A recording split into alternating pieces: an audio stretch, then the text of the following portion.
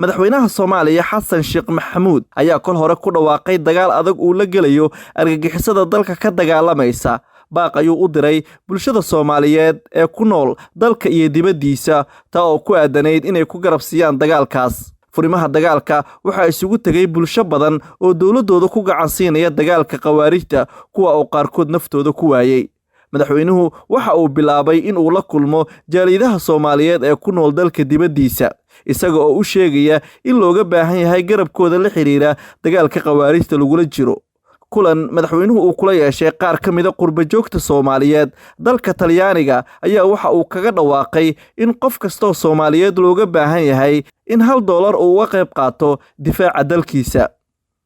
Yusuf Madaane gudoomiyaha gobolka $1 dalkaaga ku dhiso mashruuc keen horta mashruuc hadda waxa loo bedelay $1 dalkaaga ku daafac amarkeena hadda waa ka dhawaajisay tir hal baan hadda sugayno ayada ingiriiska ka timid baan ku taqaanaa hal baan hadda sugayno waa saas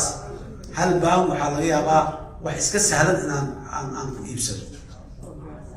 oo waxyaalaha ugu raqiisan inaan ku iibsana laga yaabaa waa maadsanta hal baan ama €1 ama $1 waxa laga yaabaa waxyaabaha ugu jaban inaan ku iibsano laakiin inta fadhida mugay hal baan isku daray hal baan miya waa hanti aad iyo aad u badan malaayiinta Soomaalida meel ka soo joogto markay isku dartana waa malaayiin wax bay taraan wax weyn hal baan aniga hadda waa bixi kara ma hal baan wax buu tara ogow aysan hana masuulid insha Allah taala. Fahma Maxamed Cumar oo ka mid ahayd qurba joogtii madaxweynaha uu la kulmay halkaana kaga dhawaaqday inay dhiibi doonto £1 iyo ka badan ayaa waxaan kula xiriirnay qadka telefoonka waxaanan weydiinay dareenkeeda la xiriira ka qayb qaadashada dagaalka dalka looga xureynayo khawaarijta. waxaan ahay qofkii ugu horeeyay ee qurba joogta ah inaan ahay qofkii ugu horeeyay oo ka jawaabay madaxweynaha baaqiisa ahaa dalkaaga dib ugu xoree una deeq $1. sababta aan ugu deeqay waxaad arkaysaa 13 sano ugu dambeysay dalkeena inay argagixisadu dhibaato aad iyo aad u baan ugu haysay dadka shacabka ah masaakiinta xoolaha dhaqatada baadiyaha ku nool ay xoolahoodii neefka ugu burna ay ka dilanayaan dadkii ay canshuur ay ka qaadayaan laba dhinac ah dil loogu sii darayo taas awgeed ayaan ka damqaday in dalkeenii uu maanta u dhibaataysan yahay koox argagixiso ah oo ku ah dhibaato iyo aad u weyn anaga kaliya maan adduunka oo dhan ku ah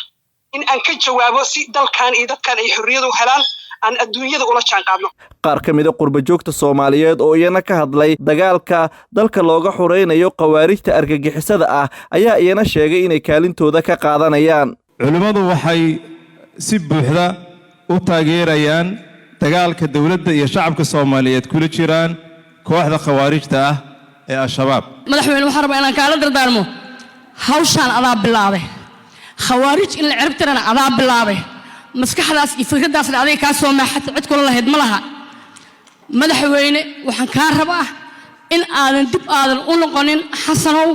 oo aad sidii aad ballanta u qaaday aad u fuliso. waad mahadsantihiin waan idinku taageeraynaa waan idin garab taagannahay hawshaas marka waxaan rabnaa in dib looga noqonin dhowrkii bilood hadda aad joogtay adiga iyo shacabka Soomaaliyeed iyo dawladdaadu waxaad ku guuleysateen Hirshabeelle iyo Galmudug inteeda badan inaad ka xoreysaan al-shabaab codsiganagu waxa weeye 6 bilood soo socota in Koonfur Galbeed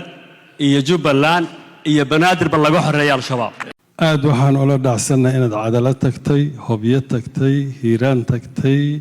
masjid cali guduud tagtay adiga oo tuutahaaga qaba ma sharbaad qabtay shacabkaagadna iska dhaxgashay kalsooni way zaa'ida marka aan waxaan rabaa madaxda inaan culimada ka qaato approval ah in lagu bixiyo madaxweyne mujaahid. madaxweyne Xasan Sheekh Maxamuud waxa uu sheegay inay ka go'an tahay in Soomaaliya uu ka dhigo dal ka caagan argagixisada si wadamada dunida dalka uu la qaybsado horumarada ay ku tilaabsanayaan.